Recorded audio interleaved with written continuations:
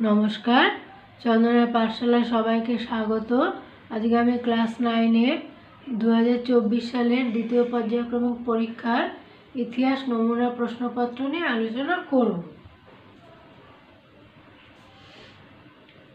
দ্বিতীয় পর্যায়ক্রমিক মূল্যায়ন নমুনাপত্র 2024, নবম শ্রেণী, বিষয় ইতিহাস, পূর্ণমান 40, সময় 1 ঘন্টা 20 মিনিট। নাম্বার 1, সঠিক উত্তরটি বেছে নিয়ে পূর্ণবাক্যে উত্তর দাও। 1 নম্বর, 1 নম্বর, ভিয়েনা সম্মেলন হয়েছিল 1805 খ্রিস্টাব্দে, 1815 খ্রিস্টাব্দে, 1830 খ্রিস্টাব্দে, 1848 খ্রিস্টাব্দে। উত্তর, ভিয়েনা সম্মেলন হয়েছিল বিয়েটা 1815 খ্রিস্টাব্দে, 1815 খ্রিস্টাব্দে। 2 নম্বর, ইয়ং ইটালি গঠন করেন গ্যারিবল্ডি, ম্যাথসিনি, কাউন্ট ক্যাভুর, বিসমার্ক। উত্তর, ইয়ং ইটালি গঠন করেন ম্যাথসিনি। 3 নম্বর, জোলভেরাইন ছিল একটি রাষ্ট্রসংঘ, গুপ্ত সমিতি, শুল্ক সংঘ না রাজ্য?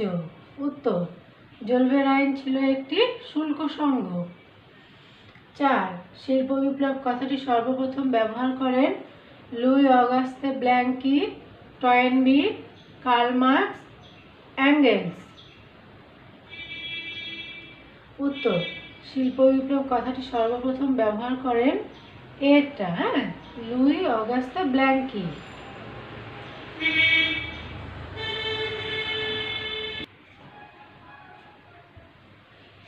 1-5, স্পিনিং জেনি আবিষ্কার করেন John Kay, Hargreaves, Richard Arkwright, Karl Marx. উত্তর, স্পিনিং জেনি আবিষ্কার করেন হারগ্রিভস। 6, দাস ক্যাপিটালের লেখক হলেন Engels, Louis Blanc, Robert Owen, Karl marks.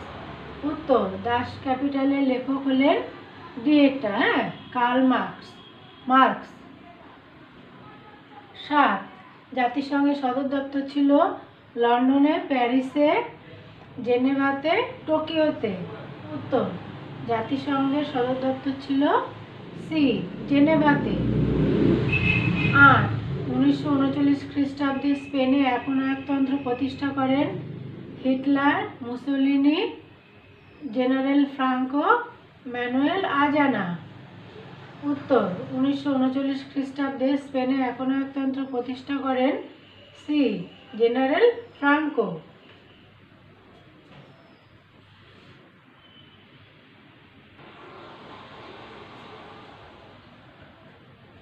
2 নম্বর, নিচের প্রশ্নগুলির উত্তর দাও।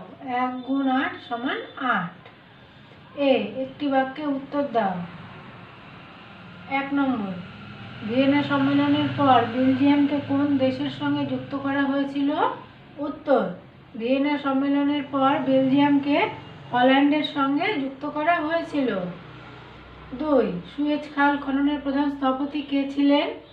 উত্তর, সুয়েজ খাল খননের প্রধান স্থপতি ছিলেন ফার্দিনান্দ দ্য লেসেপ্স। 3, কোন ফরাসি সেনাপতি মারণের যুদ্ধে জার্মান বাহিনীকে পরাস্ত করেছিলেন? উত্তর, ফরাসি সেনাপতি জোফে মারণের যুদ্ধে জার্মান বাহিনীকে পরাস্ত করেছিলেন।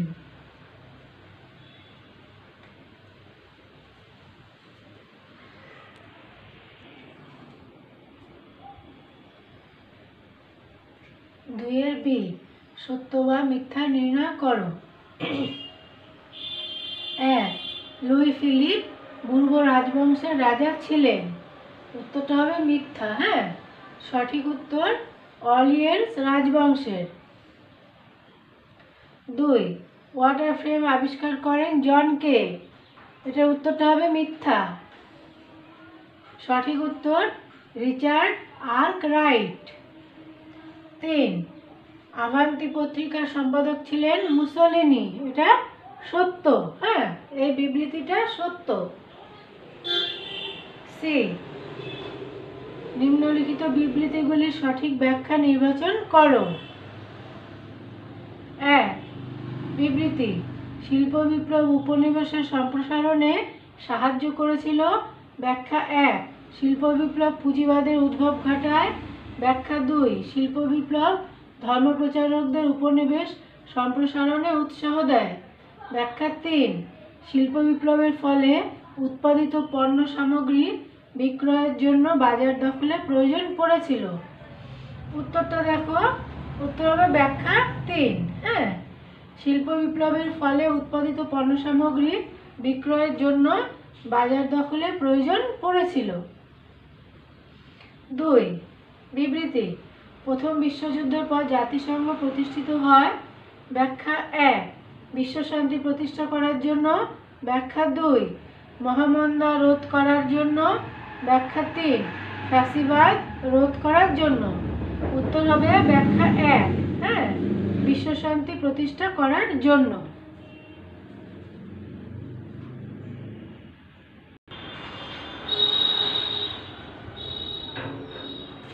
3 নম্বর, দুটি অথবা তিনটি বাক্যে নিচের প্রশ্নগুলির উত্তর দাও, যে কোনো 4টি। এর জন্য নম্বর আছে 2 × 4 = 8। 2 নম্বর করে 4টে। হ্যাঁ, 1.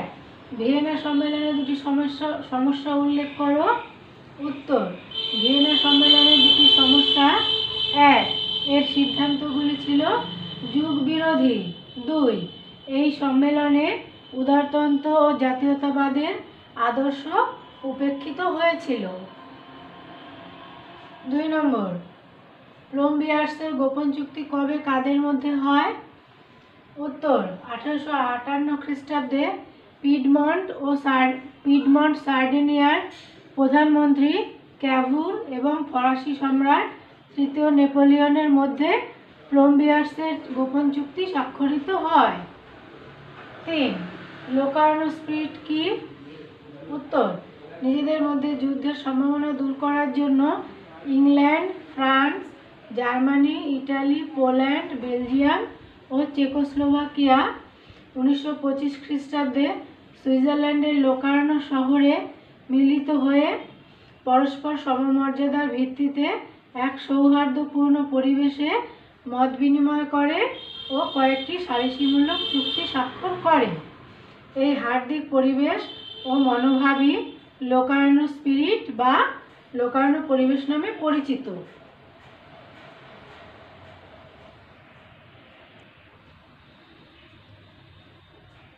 3-4 শিল্প বিপ্লব কাকে বলে? উত্তর: শিল্প বিপ্লব কথাটি সর্বপ্রথম ফরাসি সমাজতান্ত্রিক অগাস্তে ব্ল্যাঙ্কি 1837 খ্রিস্টাব্দে ব্যবহার করেন। অষ্টাদশ শতকের দ্বিতীয়ার্ধে প্রথমে ইংল্যান্ডে ও পরে অন্যান্য দেশে বৈপ্লবিক আবিষ্কার ও যন্ত্রপাতি ব্যবহারের ফলে উৎপাদনের পরিমাণগত ও গুণগত মানের যে পরিবর্তন হয় এবং তার ফলে মানুষের জীবনযাত্রার ও প্রচলিত আর্থসামাজিক সংগঠনের যে আমূল পরিবর্তন ঘটে, সাধারণভাবে তাকে শিল্প বিপ্লব বলা হয়। 5. রাশিয়ায় বিলম্বিত শিল্পায়নের দুটি কারণ লেখো। উত্তর: রাশিয়াতে শিল্প বিপ্লবের প্রসার হয়েছিল অনেক দেরিতে। এর কারণ ছিল: 1 নম্বর, রাশিয়া ছিল কৃষিপ্রধান ও সামন্ততান্ত্রিক দেশ, তাই শিল্প বিপ্লবের প্রথম পর্বে রাশিয়াতে শিল্পোদ্যোগী বুর্জোয়া মধ্যবিত্ত শ্রেণী গড়ে ওঠেনি। 2. রাশিয়ার ভূমিদাসরা গ্রামে বসবাস করত এবং তারা সামন্তপ্রভুর অনুমতি ছাড়া শহরে শ্রমিকের কাজ করতে যেতে পারত না।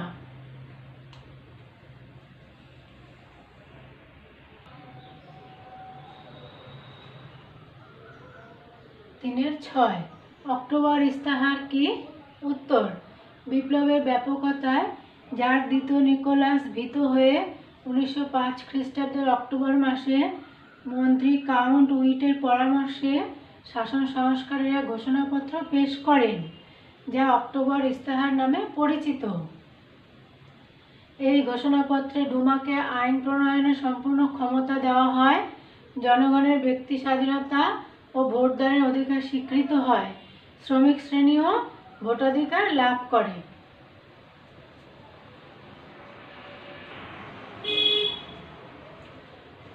4 নম্বর, নিম্নলিখিত যে কোনো দুটি প্রশ্নের উত্তর দাও। 4 গুণ 2 সমান 8। 4 নম্বর করে দুটো লিখতে হবে, হ্যাঁ, 3টে দেওয়া থাকবে। 1 নম্বর, জোসেফ ম্যাথসনি ও কাউন্ট ক্যাভুরের মধ্যে আদর্শগত পার্থক্য কী ছিল? উত্তর, ম্যাথসনি ইটালির মুক্তি আন্দোলনের প্রাণপুরুষ ছিলেন ম্যাথসনি। তার আদর্শ, দেশপ্রেম ও আত্মত্যাগ ইটালিবাসীকে স্বদেশ চেতনায় উদ্বুদ্ধ করে। ক্যাভুর পিডমন্ট সার্ডিনিয়ার রাজা দ্বিতীয় ভিক্টর ইম্যানুয়েলের প্রধানমন্ত্রী ছিলেন কাউন্ট ক্যাভুর। অত্যন্ত দক্ষ, বুদ্ধিমান ও দূরদৃষ্টি সম্পন্ন রাজনীতিবিদ ক্যাভুরের লক্ষ্য ছিল পিডমন্ট রাজবংশের অধীনে সমগ্র ইটালিকে ঐক্যবদ্ধ করা। উভয়ের মধ্যকার আদর্শগত পার্থক্য, ম্যাথসনি এবং ক্যাভুর উভয়েরই লক্ষ্য ছিল বৈদেশিক প্রভাব থেকে ইটালিকে মুক্ত করা। তবুও উভয়ের মধ্যে বেশ কিছু আদর্শগত পার্থক্য লক্ষ্য করা যায়। যেমন 1, ম্যাথসনি ছিলেন আদর্শবাদী আর ক্যাভুর ছিলেন বাস্তববাদী। 2, ম্যাথসনি বিশ্বাস করতেন যুবশক্তির দ্বারা ইটালির মুক্তি সম্ভব। ক্যাভুর ইটালির মুক্তির জন্য বৈদেশিক সহায়তার উপর জোর দেন। 3, ম্যাথসনি ছিলেন গণতন্ত্রে বিশ্বাসী আর ক্যাভুর সাংবিধানিক রাজতন্ত্রের সমর্থক ছিলেন।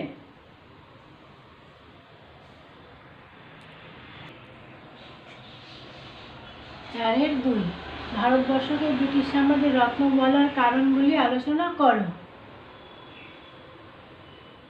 উত্তর, ভারত ছিল ব্রিটিশদের উপনিবেশগুলির মধ্যে অন্যতম প্রধান উপনিবেশ। অষ্টাদশ শতকের শেষ দিক থেকে পরবর্তী 1.5 শতকে ঔপনিবেশিক ব্রিটিশ প্রশাসন ভারতবর্ষের অর্থ সম্পদকে ব্রিটিশ সাম্রাজ্যের স্বার্থে কাজে লাগাতে সচেষ্ট হয়। 1 নম্বর, 1857 খ্রিস্টাব্দে মহাবিদ্রোহের সময়ে ভারতে ব্রিটিশ সাম্রাজ্যের যাবতীয় খরচ ভারত থেকে আদায় করার কথা বলা হয়। 2, ভারতের বাজারকে ব্রিটেনের উৎপাদিত পণ্য সামগ্রী বিক্রির জন্য উন্মুক্ত করা হয়। 1914 খ্রিস্টাব্দের হিসাব অনুসারে ব্রিটেনের ল্যাঙ্কাশায়ারে তৈরি সুতির কাপড়ের 85% ভারতে বিক্রি হতো। 3, ভারতে রেলপথ ও রেলগাড়ির নির্মাণের জন্য ব্যবহৃত লৌহ ইস্পাতের 17% ব্রিটেন থেকে আনা হতো। ভারতীয় উপনিবেশের শিল্প বাণিজ্যের অভিমুখ ব্রিটেনের স্বার্থে পরিচালিত হতো, অর্থাৎ সব দিক থেকে ভারত ছিল ব্রিটিশ সাম্রাজ্যের অন্যতম লাভজনক উপনিবেশ। তাই ভারতকে ব্রিটিশ সাম্রাজ্যের মধ্যে সবচেয়ে দামি রত্ন বলা হতো।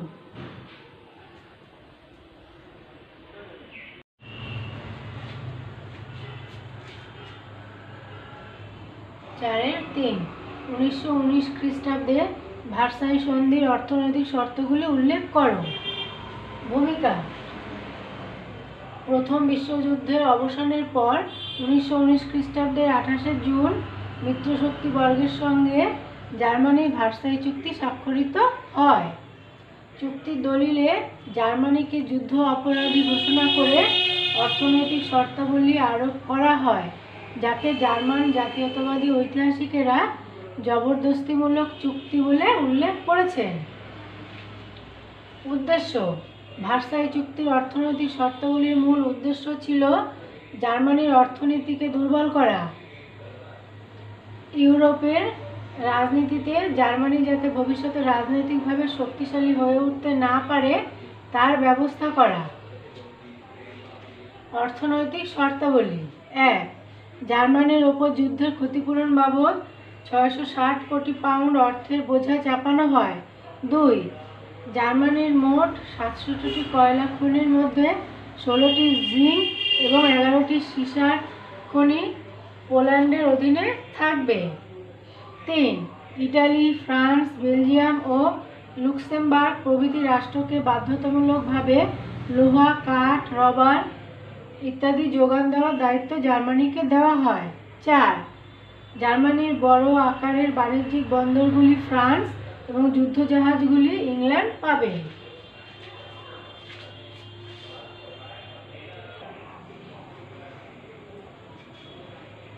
5.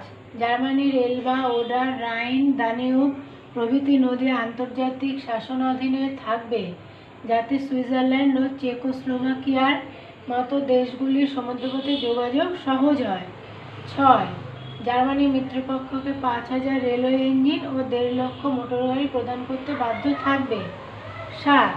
জার্মানির বাইরে বসবাসকারী জার্মান নাগরিকদের সম্পত্তি মিত্রশক্তি বাজেয়াপ্ত করতে পারবে। 5 নম্বর প্রশ্ন, 15-16টি বাক্যে উত্তর দাও, যে কোনো একটি। এর জন্য নম্বর আছে 8 গুণ 1 সমান 8। একটাই লিখতে হবে, 3টে দেওয়া থাকবে। হ্যাঁ, এর জন্য নম্বর আছে 8। 5-এর 1, ফ্রান্সে ফেব্রুয়ারি বিপ্লবের কারণগুলি লেখো। ফ্রান্সে এই বিপ্লবের কী প্রভাব পরিলক্ষিত হয়? উত্তর, ফ্রান্সের ইতিহাসে 1848 খ্রিস্টাব্দের ফেব্রুয়ারি বিপ্লব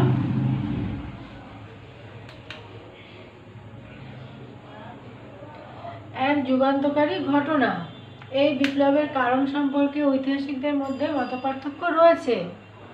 কারণ, ফেব্রুয়ারি বিপ্লবের কারণগুলি হলো: 1. খাদ্য সংকট। 1846 থেকে 47 খ্রিস্টাব্দে খাদ্য সংকটের ফলে জিনিসপত্রের দাম বেড়ে যায়, যা খেটে খাওয়া সাধারণ মানুষের দুর্দশা বৃদ্ধি করে, যা দূর করা লুই ফিলিপের পক্ষে সম্ভব হয়নি।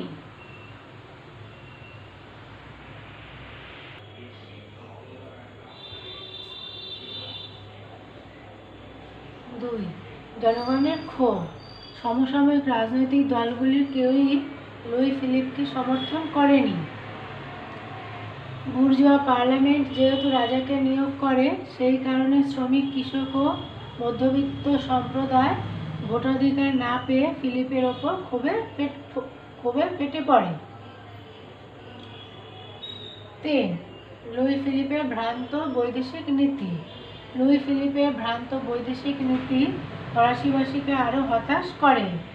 যুদ্ধ এড়ানোর জন্য পোল্যান্ড ও ইটালির জাতীয়তাবাদী আন্দোলনে নিরপেক্ষ থাকা, বেলজিয়ামে স্বাধীনতা যুদ্ধে নেতৃত্ব না দেওয়া, স্পেনের রানী ইসাবেলার বিরুদ্ধে সৈন্য প্রেরণ না করা প্রভৃতি একাধিক সিদ্ধান্ত তার জনপ্রিয়তা নষ্ট করে।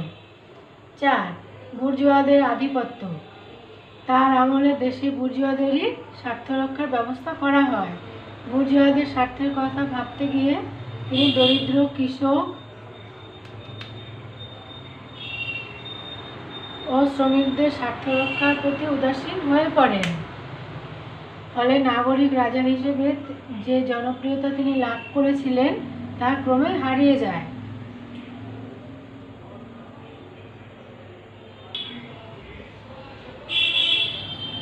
5. প্রত্যক্ষ কারণ। লুই ফিলিপের রাজত্বে ফরাসি জনগণ যখন হতাশাগ্রস্ত, তখন থিয়ার্স, লামার্টিন প্রমুখ উদারপন্থী নেতারা ভোটাধিকার সম্প্রসারণের ও আইনসভা নির্বাচনে দুর্নীতি বন্ধের দাবি জানায়। লুই ফিলিপ ও তার প্রতিক্রিয়াশীল প্রধানমন্ত্রী গিজো এই দাবি মানতে অস্বীকার করলে 1848 খ্রিস্টাব্দের 22শে ফেব্রুয়ারি প্যারিসে এক জনসভার আয়োজন করা হয়, কিন্তু পুলিশ গুলি চালিয়ে এই জনসভা ভেঙে দিলে আন্দোলন সশস্ত্র রূপ নেয়। শেষ পর্যন্ত আন্দোলনের চাপে লুই ফিলিপ পদত্যাগ করলে ফ্রান্সে জুলাই রাজতন্ত্রের পতন ঘটে। 1830 খ্রিস্টাব্দে ফ্রান্সে জুলাই বিপ্লবের ফলে অর্লিয়েন্স বংশের লুই ফিলিপ সিংহাসনে বসেছিলেন। খুব অল্প দিনের মধ্যে ফ্রান্সে তার বিরুদ্ধে ব্যাপক ক্ষোভ জমে। তার বিরুদ্ধে 1848 খ্রিস্টাব্দে ফেব্রুয়ারি বিপ্লব ঘটে। এই বিপ্লবে তিনি পরাজিত হন। এই বিপ্লবের প্রভাব নিম্নরূপ: 1. দ্বিতীয় প্রজাতন্ত্র। 1848 খ্রিস্টাব্দে ফেব্রুয়ারি বিপ্লবের ফলে বুর্জোয়া রাজতন্ত্রের পতন ঘটে এবং ফ্রান্সের দ্বিতীয় প্রজাতন্ত্র প্রতিষ্ঠিত হয়। এই প্রজাতন্ত্রের অস্থায়ী রাষ্ট্রপতি হন লা মার্টিন।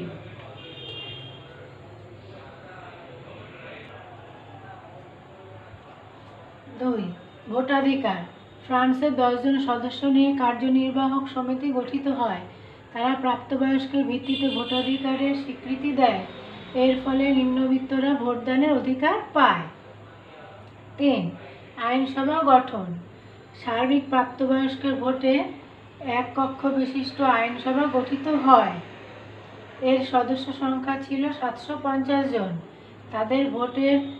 তাদের ভোটে নেপোলিয়নের ভাইপো লুই নেপোলিয়ন নির্বাচিত হয়ে তৃতীয় নেপোলিয়ন নাম নিয়ে ফ্রান্সের সিংহাসনে বসেন। 4. জনকল্যাণ। নতুন প্রজাতান্ত্রিক সরকার একগুচ্ছ জনকল্যাণের কর্মসূচি গ্রহণ করে, যেমন শ্রমিকের কাজের সময়সীমা বেঁধে দেয়, সকলের কাজের অধিকারের স্বীকৃতি দেয়, জাতীয় কর্মশালা স্থাপন করে বেকারদের কাজের সুযোগ করে দেয়। ফেব্রুয়ারি বিপ্লবের প্রভাব ছিল সুদূর প্রসারী। 1848 খ্রিস্টাব্দকে বলা হয় বিপ্লবের বছর। ফেব্রুয়ারি বিপ্লব থেকে প্রেরণা নিয়ে ইউরোপে প্রায় 15টি দেশে গণ আন্দোলন শুরু হয়েছিল। তা সত্ত্বেও ফেব্রুয়ারি বিপ্লব স্থায়ী হয়নি, কারণ বহু রক্ষণশীল ব্যবস্থা এই বিপ্লবকে ব্যর্থ করেছিল।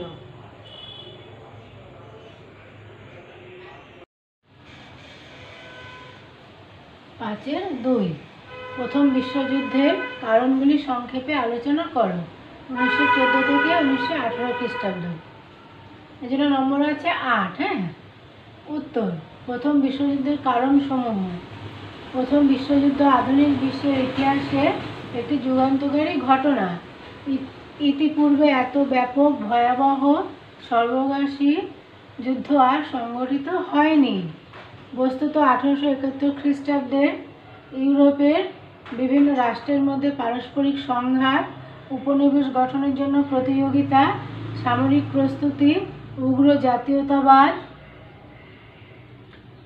যে ভয়াবহ পরিবেশ তৈরি করেছিল তা পরিণতি লাভ করেছিল প্রথম বিশ্বযুদ্ধে।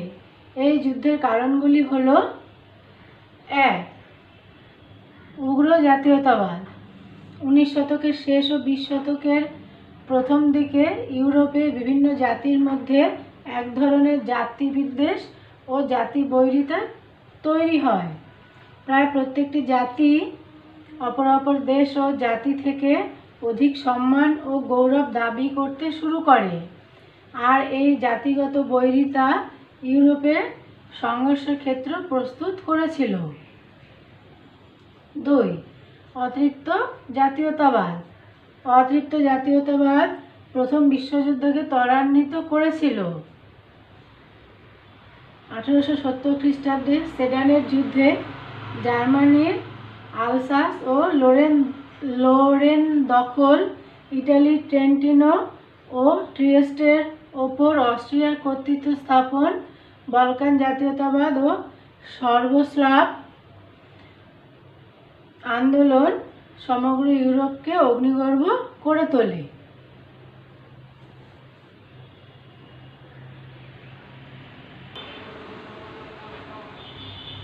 3. উপনিবেশের জন্য সংঘাত।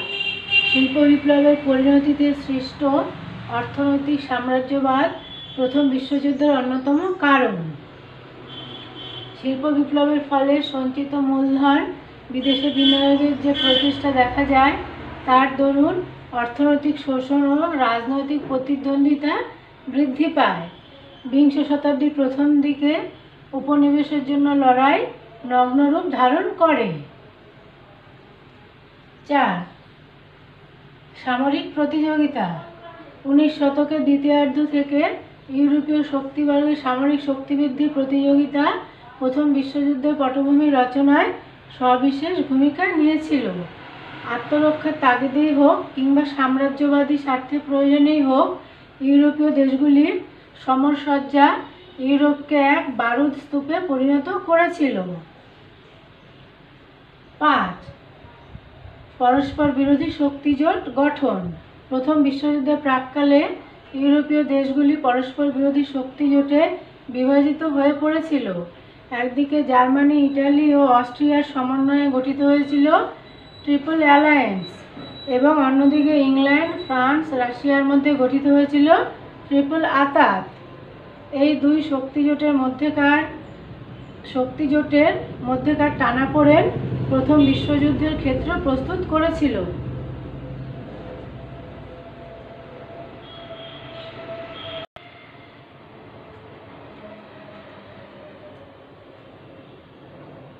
ছয়, আন্তর্জাতিক সংকট। ইউরোপের দেশগুলির মধ্যে পারস্পরিক অস্ত্র প্রতিযোগিতা ও নতুন শক্তি বিন্যাসের পাশাপাশি এই সময় আন্তর্জাতিক ক্ষেত্রে একাধিক সংকট সৃষ্টি হয়। এগুলির মধ্যে 1905 খ্রিস্টাব্দের মরক্কো সংকট, 1911 খ্রিস্টাব্দের আগাদির সংকট, 1913 খ্রিস্টাব্দের বলকান সংকট ছিল সবিশেষ উল্লেখযোগ্য। এই সংকটগুলি ইউরোপের বিভিন্ন দেশের মধ্যেকার সম্পর্কের অবনতি ঘটিয়েছিল। 7, সংবাদপত্রের ভূমিকা। প্রথম বিশ্বযুদ্ধ সংঘটিত হওয়ার ক্ষেত্রে সংবাদপত্রগুলির ভূমিকাকে অস্বীকার করা যায় না, কেননা পিত সাংবাদিকতা তথা মিথ্যা সংবাদ পরিবেশন বিভিন্ন দেশের মধ্যে সন্দেহ, ভয়, ঘৃণা ও প্রতিশোধমূলক মনোভাব তৈরি করেছিল। 8, আন্তর্জাতিক প্রতিষ্ঠানের অনুপস্থিতি। সমসাময়িক সময় পর্বে ইউরোপ যখন যুদ্ধের জন্য প্রস্তুত হচ্ছিল, তখন আন্তর্জাতিক শান্তি বজায় রাখার মতো নির্ভরযোগ্য কোনো প্রতিষ্ঠান উপস্থিত ছিল না। ফলে যে কোনো সামান্য ঘটনা থেকেই যুদ্ধ সৃষ্টির সম্ভাবনা বহুগুণ বেড়ে গিয়েছিল।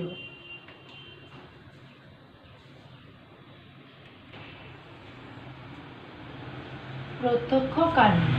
এমত অবস্থায় 1914 খ্রিস্টাব্দের 28শে জুন অস্ট্রিয়ার উত্তরাধিকারী যুবরাজ ফার্দিনান্দ সস্ত্রীক বসনিয়ার রাজধানী সেরাজেভো পরিদর্শনে এলে সন্ত্রাসবাদী গোষ্ঠী ব্ল্যাক হ্যান্ডের সদস্য গ্যাব্রিলো প্রিন্সিপ কর্তৃক নিহত হন। অস্ট্রিয়া এজন্য সার্বিয়াকে দায়ী করে কতগুলি শর্ত সংবলিত দাবিপত্র প্রেরণ করে। সার্বিয়া এই দাবিপত্রের কিছু শর্ত মেনে নিলেও সার্বভৌমত্ব ক্ষুণ্ণকারী দাবির বিষয়ে আন্তর্জাতিক সম্মেলন আহ্বানের প্রস্তাব দেয়, কিন্তু অস্ট্রিয়া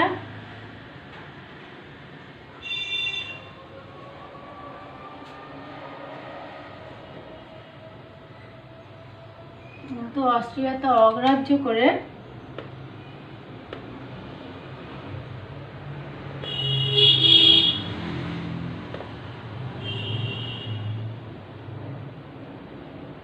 অস্ট্রিয়া তা অগ্রাহ্য করে 1914 খ্রিস্টাব্দের 28শে জুলাই সার্বিয়া আক্রমণ করলে শুরু হয় প্রথম বিশ্বযুদ্ধ।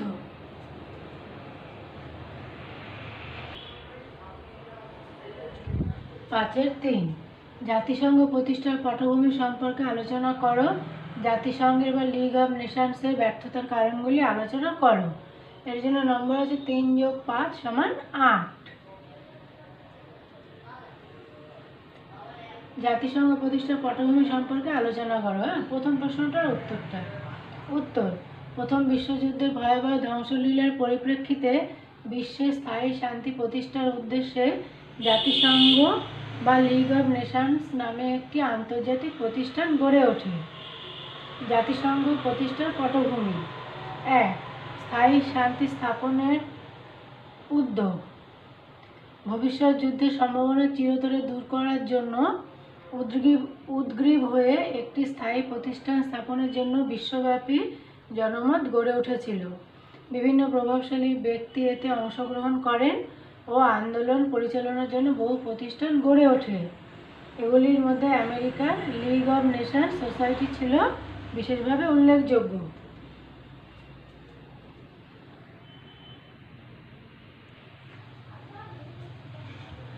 2. উইলসনের 14 দফা নীতি। মার্কিন রাষ্ট্রপতি উড্রো উইলসন তার বিখ্যাত 14 দফা নীতির মধ্যে দিয়ে বিশ্বব্যাপী মানুষের শান্তিকামী মনোভাব ও প্রচেষ্টাকে সর্বোৎকৃষ্টভাবে রূপদান করেন। একই সঙ্গে আন্তর্জাতিক বিরোধকে শান্তিপূর্ণভাবে মীমাংসা করে বিশ্বশান্তি অব্যাহত রাখার কথা ঘোষণা করেন। ইংল্যান্ড ও অন্যান্য কয়েকটি রাষ্ট্রের নেতৃবৃন্দ মার্কিন রাষ্ট্রপতির এই ঘোষণাকে সমর্থন করেন। 3. প্রস্তাব গ্রহণ। প্রথম বিশ্বযুদ্ধের অবসানের পর প্যারিস শান্তি সম্মেলনে উইলসন কর্তৃক উত্থাপিত লিগ অব নেশনস এর প্রস্তাব সর্বসম্মতিক্রমে গৃহীত হয়। জাতিসংঘ গঠনের প্রস্তাবটি ভার্সাই সন্ধির শর্তের সঙ্গে যুক্ত করা হয়। 4. League Covenant. জাতিসংঘ প্রতিষ্ঠা ও তার নিয়মাবলী রচনার উদ্দেশ্যে প্যারিসের শান্তি সম্মেলনে উইলসনের সভাপতিত্বে একটি কমিটি গঠিত হয়। এই কমিটি লিগ কভেন্যান্ট বা লিগের চুক্তিপত্র নামে জাতিসংঘের একটি খসড়া সংবিধান রচনা করে। 5. জাতিসংঘ প্রতিষ্ঠা। 1919 খ্রিস্টাব্দের 28 এপ্রিল আনুষ্ঠানিকভাবে জাতিসংঘের প্রতিষ্ঠা হয়। 1920 খ্রিস্টাব্দের 10 জানুয়ারি জাতিসংঘের প্রথম অধিবেশন বসে।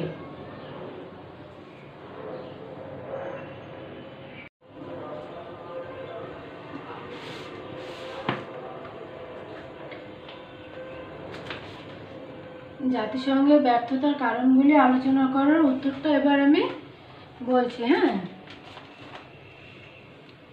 মার্কিন প্রেসিডেন্ট উড্রো উইলসন ঘোষিত 8 জানুয়ারি 1918 খ্রিস্টাব্দ 14 দফা শর্তর শেষ দফা শর্তানুসারে জাতিসংঘ প্রতিষ্ঠিত হয়েছিল। জাতিসংঘ কিছু কিছু ক্ষেত্রে সফল হলেও বিশ্ব শান্তি প্রতিষ্ঠা ও যুদ্ধ নিবারণে ব্যর্থ হয়েছিল। ব্যর্থতার কারণ। জাতিসংঘের ব্যর্থতার কারণগুলি হলো: 1. আমেরিকা সহ অনেক রাষ্ট্রের অনুপস্থিতি। বিশ্বের অন্যতম শক্তিধর রাষ্ট্র আমেরিকা জাতিসংঘের সদস্যপদ গ্রহণ করেনি। তাছাড়া জার্মানি, ইটালি, লাতিন আমেরিকার অনেক রাষ্ট্র জাতিসংঘ ত্যাগ করেছিল এবং রাশিয়া বহিষ্কৃত হয়েছিল। 2. সাংবিধানিক ত্রুটি। জাতিসংঘ শক্তিধর ইউরোপীয় রাষ্ট্রগুলির দ্বারা পরিচালিত হতো। প্রথম বিশ্বযুদ্ধে বিজয়ী রাষ্ট্রগুলি জাতিসংঘকে নিজেদের স্বার্থ রক্ষায় ব্যবহার করছিল বলে পরাজিত রাষ্ট্রগুলি জাতিসংঘের বিরোধিতা করেছিল। এছাড়া আক্রমণকারী রাষ্ট্রের বিরুদ্ধে আর্থিক অবরোধ ছাড়া আর কোনো ব্যবস্থা গ্রহণ করা হয়নি। 3. নিজস্ব সামরিক বাহিনীর অভাব। নিজস্ব সামরিক বাহিনী ছিল না বলে জাতিসংঘ প্রয়োজনে সামরিক শক্তি প্রয়োগ করতে পারেনি।